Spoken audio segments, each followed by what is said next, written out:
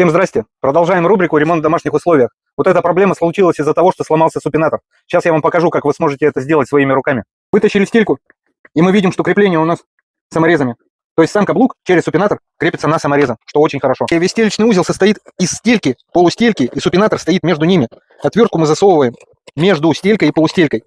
Вот так вот все поднимая. Все, мы добрались до супинатора, и вот они, две его сломанные части. Вот так отломано. Взяли новый супинатор, и теперь нам надо его выгнуть. Берем фиксадо супер, и вот это место перелома подошвы, прямо возле каблука, заклеиваем и соединяем хорошо. У нас здесь подошва совсем не гнется, поэтому этот клей нам подойдет. Супинатор выгнули, вложили его вовнутрь на место, плотно прижали пальцами к стельке, к каблуку. Смотрим, каблук стоит ровно, значит, мы выгнули его правильно. Мажем клеем сам супинатор. Видите вот это отверстие? Средний саморез крепления должен проходить через него. Супинатор уложили на место, на старое место, где он и лежал.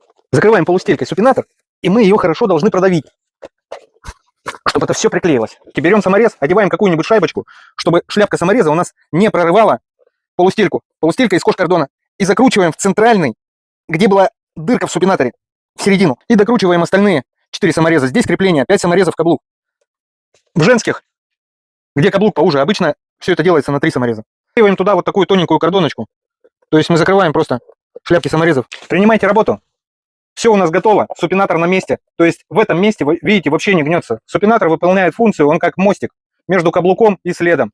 То есть за счет этого здесь жесткость. И пока он целый, никогда каблук не отломится. И вы сможете это сделать своими руками. Класс!